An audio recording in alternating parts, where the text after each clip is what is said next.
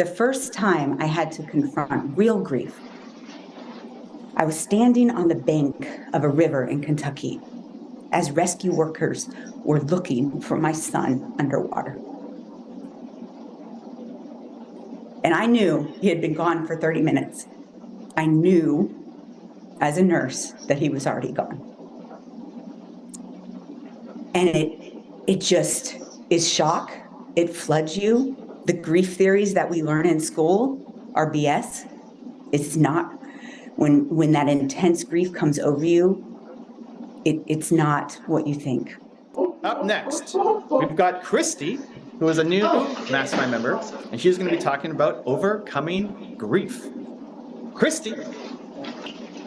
Not to be a buzzkill, right? I mean, everybody's here excited about being in business and being successful, but it's also important that we know how to deal with what's going on in our life. All of us have experienced grief, and I want you to take a moment to think about your grief. As we go into talking about how to confront grief, it is the holidays, which is a very hard time for grief. It's when it comes up. It's when, you're thinking about this person, what would you be doing if this person was here on this day? So it is a holiday, a reminder, an anniversary to that grief. And we all experience grief. If you have not experienced grief yet, you will.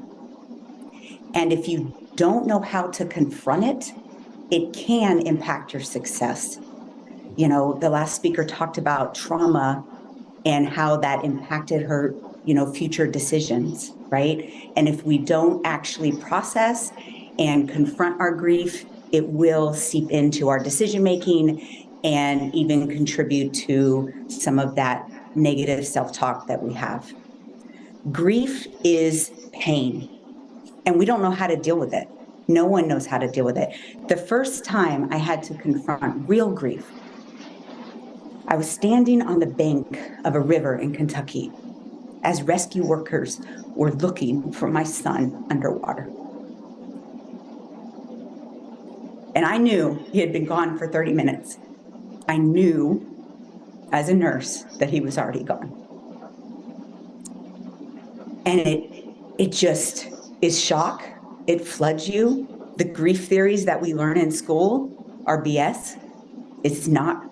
When that intense grief comes over you, it's not what you think. What did I do? Like every successful person, I pushed on. And I went back to work. I took care of my other 6 children. But I did all of us a disservice as we didn't actually stop and grieve. We did some things, Christmas, we put an ornament on the tree. I sent his biological sisters to a grief camp. They were in counseling. I'm a psychiatric nurse practitioner. People come to me for their grief. And I did a disservice.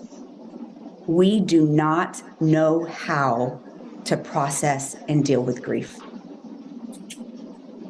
10 years later, October 30th, 2016, rescue workers are trying to save my son after 10 years of fighting a neurodegenerative condition.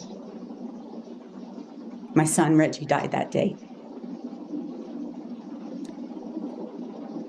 We don't know how to deal with grief. And I knew at that point, I had been a psychiatric nurse practitioner for 17 years. I'm helping people day in and day out with trauma and grief. And I did not know what to do. I knew at that very moment that I had to do something, not just for my own life and my own safety, but I had to change the way we talk and deal with grief. Because we don't do anything. That first couple weeks, everybody comes to your house. They're helping you clean. They're bringing you flowers. They're bringing you food. And then within 2 weeks, everyone else goes about their life. Nobody knows what to do. sometimes I even refrain from telling my story because people don't know what to do. I'm literally living every parent's worst nightmare. But there's so many, if you think about anyone under the age of 50 that dies probably has a parent that is still alive, that is grieving their death. So this is not a small population of people who have lost a child. And no one knows what to say to us. You invite us over, you don't ask us about our kids. And it's okay to talk about grief. We want to talk about our children. And so I started this mission on that day after he died. I knew, I was sitting there crying and knew that my mission is starting. I didn't know what it was, where it was going to go, but I knew that it was starting on that day.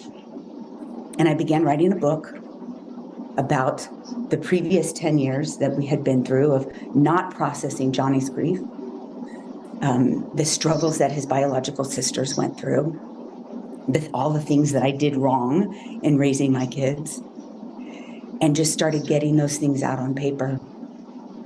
And I realized that is a healing process. Writing is a healing process. But what other things can be healing? And I coined this term controlled grief, because we let grief overtake us. We don't have control of it. And so you'll often see people who are triggered by something, a memory, something reminds them of their loved one, and they just, get overwhelmed with grief and start crying. And what we can do is we can take time to what I call controlled grief, and you actually make yourself get to that point.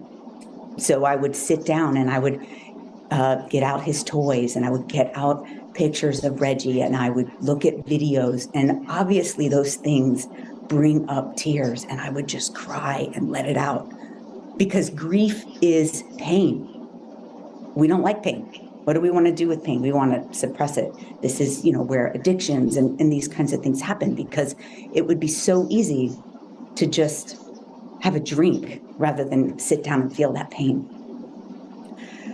I make rules for myself. Like, I don't drink alone, because, it's a slippery slope, right? Because it does work. It takes away some of that pain. And so 5 years of doing controlled grief, I thought, I got this. I'm going to start teaching how, this is how you actually process grief. And December 14th, 2021, I woke up to my daughter dead in her bed. And nothing prepared me for that. My son was sick, and there was a lot of anticipatory fear of grief. My daughter was not. And I spent the 9 months after her death, after being very proud that I had figured out grief, the 9 months after her death, in complete denial that I hadn't even started grieving. And I realized that there's so many layers to grief, and it's ugly. The pain is ugly. And so I started working through that publicly. These things are on YouTube, and just the anger. Anger is this layer that gets on top of our grief.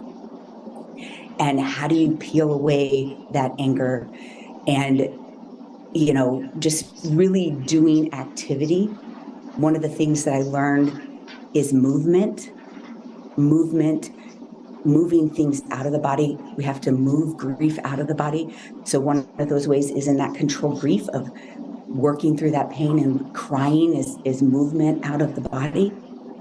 But so is somatic, stretching and yoga, and there's all kinds of ways to move this pain out of the body. And we have to confront the grief. We have to confront the trauma. Otherwise, it will hold us back in how we are trying to be successful. So I just leave you with a couple things. One, confront your grief. Don't ignore it. It will come out in other ways. The previous speaker talked about trauma coming out and autoimmune. It will come out in physical ways. So confronting that grief. 2, never give up. I tell you, every parent that I talk to that has lost a child has considered suicide. And it's a real thing. And do not let that creep into your mind. Do not give up on your life purpose. And lastly, all of these things, and you know, the last speaker talked about little T trauma and big T trauma. It doesn't matter if your grief looks nothing compared to mine. It's your grief, and if you're not dealing with it, it is holding you back. And so deal with that grief. Thank you. Let's go. It's Christy, everybody. Give some love in the chat. Let us know what you thought. So I'm sitting here. I'm right next to Christy. She's giving her speech, and I'm as she's going and talking more, I'm smiling bigger and bigger and bigger because I'm like, she's doing so great. Her story is going to change so many people's lives. This is amazing. That's quality storytelling. And then I see Alex over here at the room, and he's like crying, like, oh, I don't think I should be smiling at this, but like, that's the power of storytelling. That's the power of getting, like, all of you have your own message as well.